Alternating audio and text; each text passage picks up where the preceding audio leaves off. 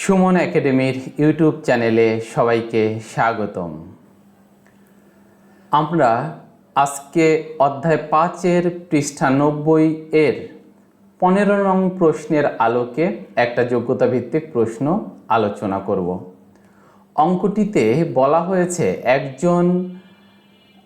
একজন শিক্ষক 75 জন শিক্ষার্থীর প্রত্যেককে 0.24 মিটার করে ফিতা দিলেন। অর্থাৎ একজন শিক্ষার্থী আছে 75 জন, তাদের প্রত্যেককে মানে এক একজনকে 0.24 মিটার ফিতা দিলেন। তার কাছে প্রথম প্রশ্ন, অর্থাৎ যে অঙ্কটাতে প্রথম প্রশ্ন, 5 জন শিক্ষার্থী কত মিটার ফিতা পাবে? তাহলে একজন শিক্ষার্থী ফিতা পায় 0.24 মিটার, অতএব 5 জন শিক্ষার্থী বেশি পাবে। বেশি পেলে গুণ করতে হয়, অতএব আমরা গুণ করে দিলেই অঙ্কটি সমাধান হয়ে যাবে। তাহলে চলো আমরা অঙ্কটি করে ফেলি। একজন শিক্ষার্থী ফিতা পায় 0.24 মিটার, সুতরাং 5 জন শিক্ষার্থী ফিতা পায় 0.24 গুণ 5 মিটার। আমরা যদি গুণ করি তাহলে দেখো রাফে গুণটা 0.24, 5 দিয়ে গুণ করব, 4 5 20 0, হাতে 2, 5 2 10 আর 2 12। এখন কথা হচ্ছে দশমিক কয় ঘর বামে আসবে? গুণের নিয়ম হচ্ছে যত ঘর বামে, এখানে যেই সংখ্যা দুইটি গুণ করব এই সংখ্যাতে যত ঘর বামে দশমিক থাকবে তত ঘর বামে ফলাফলেও দশমিক দেব। তাহলে দেখো এখানে 1 ঘর 2 ঘর বামে দশমিক আছে, আমি ফলাফলেও 2 ঘর বামে দশমিক দিয়ে দিব। তাহলে 1.20, অর্থাৎ 1.20 মিটার ফিতা পাবে 5 জন শিক্ষার্থী।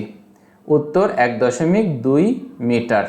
শেষে শূন্য থাকলে না দিলেও হয়, অতএব আমরা 1.2 লিখলেই হয়ে যায়। এর পরের প্রশ্ন, শিক্ষক শিক্ষার্থীদের কত মিটার ফিতা দিলেন? মানে একজনকে তো দিলেন 0.24 মিটার, তাহলে শিক্ষার্থীদের বলতে কাদেরকে বুঝিয়েছে? এই 75 জন শিক্ষার্থীকে। তাহলে 75 জন শিক্ষার্থীকে কত মিটার ফিতা দিলেন? তাহলে কি করতে হবে? সেম, একজন শিক্ষার্থীকে ফিতা দিলেন 0.24 মিটার, সুতরাং 75 জন শিক্ষার্থীকে ফিতা দিলেন। গুণ করলেই আমরা সমাধানটি পেয়ে যাব। চলো অঙ্কটি করে ফেলি। আচ্ছা, একজন শিক্ষার্থীকে ফিতা দিলেন 0.24 মিটার, সুতরাং 75 জন শিক্ষার্থীকে ফিতা দিলেন 0.24 গুণ 75। এবার আমরা গুণ করলে পাই 18 মিটার। তোমরা এই গুণটি এখানে এই যে রাফে করে দেওয়া আছে, আশা করি গুণগুলো এখন তোমরা পারো, তো গুণটা বুঝিয়ে দিতে হবে না। তোমরা এখানে কি হয়েছে, আমি গুণ করার পরে পেয়েছি 1800, কিন্তু ওই যে একটু আগে বলেছিলাম যে যত ঘর বামে দশমিক তত ঘর বামে দশমিক দেব। 75-এ দশমিক নেই, এখানে 4 2 দুইটা সংখ্যার বামে দশমিক, এখানেও আমি দুইটা সংখ্যার বামে এখানে দশমিক দিয়ে দিব। ওকে, এই 18.00 মানে 18 মিটার। এবার গ নং প্রশ্ন কি বলেছে? মোট ফিতা কত? এই যে এখানে বলে দেওয়া আছে, তার কাছে মোট 31.68 মিটার ফিতা ছিল। তাহলে মোট কতটুকু ফিতা ছিল?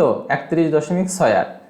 এই 31.68 মিটার ফিতা সে 66 জন শিক্ষার্থীর মধ্যে ভাগ করে দিলে প্রত্যেকে শিক্ষার্থী কত মিটার ফিতা পাবে? তাহলে 31.68কে 66 দিয়ে ভাগ করলেই পেয়ে যাব কতটুকু ফিতা পায়। তাহলে 66 জন শিক্ষার্থী ফিতা পাবে 31.68 মিটার। সুতরাং প্রত্যেক শিক্ষার্থী মানে কি? মানে একজন শিক্ষার্থী ফিতা পাবে 31.68 ভাগ 66 মিটার। ভাগ করলে আমরা পাই 0.48 মিটার। তোমরা ভাগ করতে পারবে আশা করি, ভাগ করে দেখিয়ে দিবে। আর হচ্ছে আমরা চাইলে এখানে একটু ভাগটা তোমাদের দেখিয়ে দিতে পারি। যেমন দেখো, আমি একটু রাফে দেখিয়ে দিই ভাগটা।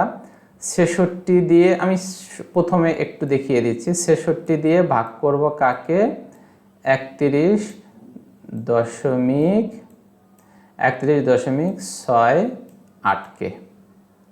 আচ্ছা, 31.60কে যদি ভাগ করি, প্রথমে 2 ঘর নেব, ভাগ যায় না। এখন কি করতে হবে, পরের ঘর নিতে হবে, কিন্তু নিয়ম আছে দশমিকের পরের ঘর নিতে হলে অ্যান্সারে একটা দশমিক দিতে হয়, অর্থাৎ ভাগফলে একটা দশমিক দিতে হয়।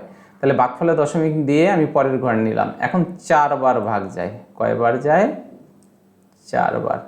4 6 24-এর 4, হাতে থাকে 2, 4 6 24, 25 26। ওকে, এবার এখানে রইল 4 আছে, 6 আছে, 6 হবে 2 হলে, আর 6 আছে 11 হবে 5 হলে, আর আনলাম এখান থেকে 8। ওকে, এবার 8 বার যায়। 8 বার দেখো, 6 8 48-এর 8, হাতে 6 8 48-এর 8, হাতে 4, 6 48 আর 4 52।